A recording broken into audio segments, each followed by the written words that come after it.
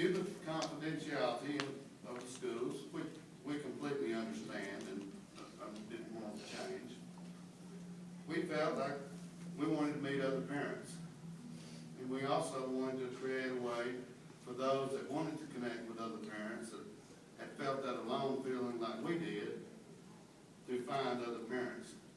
Now you can word search in the membership your hometown, and anyone in your hometown will come up there and the membership account.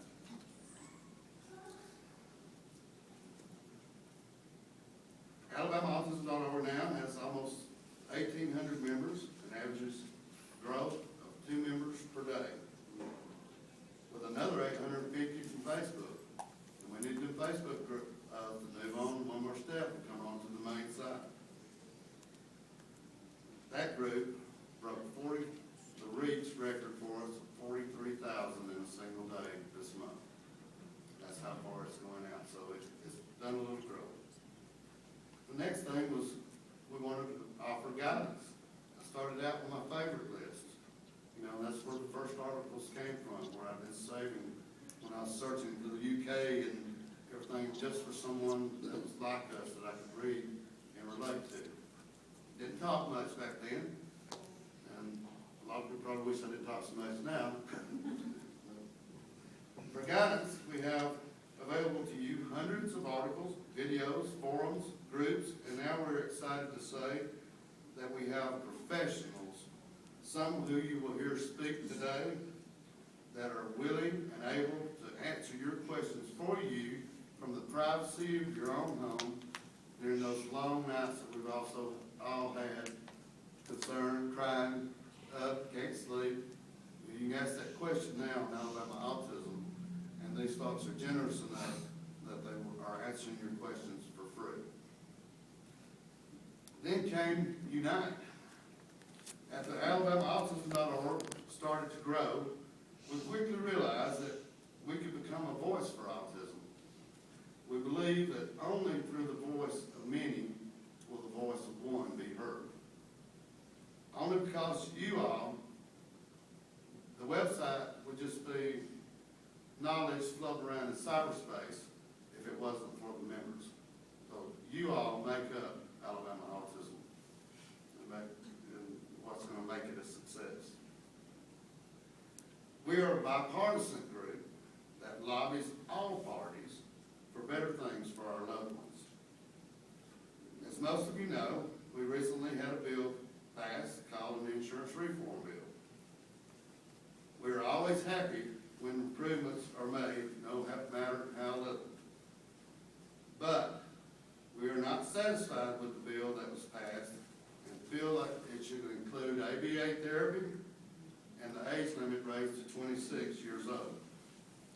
We don't know who is against us in the House and Senate, but we were only told that the majority were against us.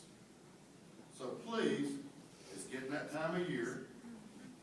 You know, this is not a Republican or Democrat thing. Write your representative and ask them directly before you vote this November if they will support amending the bill to include ABA and the raising of the age to 26.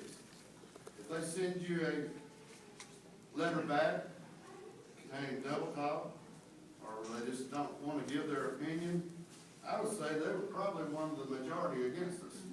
I'd vote them out. If they will commit in writing to you, vote for them. End insurance discrimination in Alabama. Come join us at AlabamaAutism.org. We need everyone's voice for all single people to be heard. Now Mr. Jack.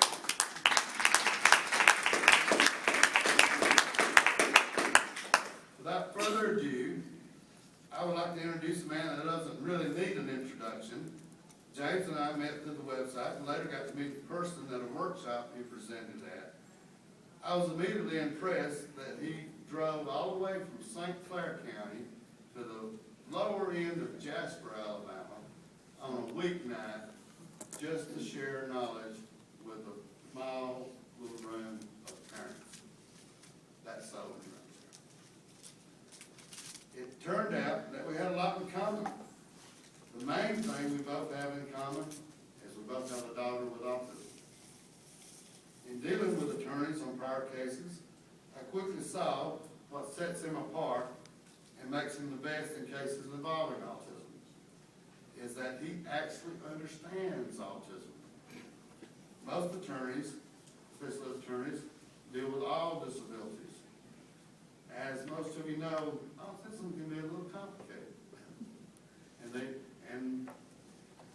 And James is able to combine his knowledge of autism with his knowledge of the law in order to present the best case possible for his fellow parents of individuals on the spectrum.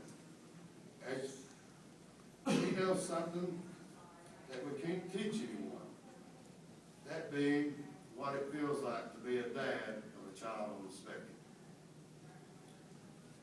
So please put your hands together and give the man of the hour a warm welcome as I introduce Mr. James Galini.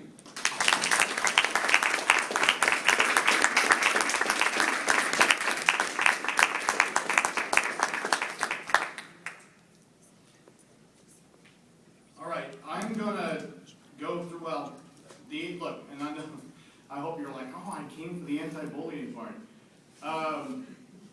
We're gonna go real quick, and the reason we are is obviously we're running a little bit behind. That's not it. I told Mike, I said, you know, the anti-bullying thing's gonna be real quick. And he's like, well, why is that? Well, because it's really not that complicated. You know, it's just that if the school hasn't told you what the magic passwords are, you know, I'm a child from the 70s, okay? I don't know if you know that because of how fresh and young I look. You know, I was a big Looney Tunes guy, okay? So, you remember the magic passwords, those episodes with Bugs Bunny, you know, abracadabra?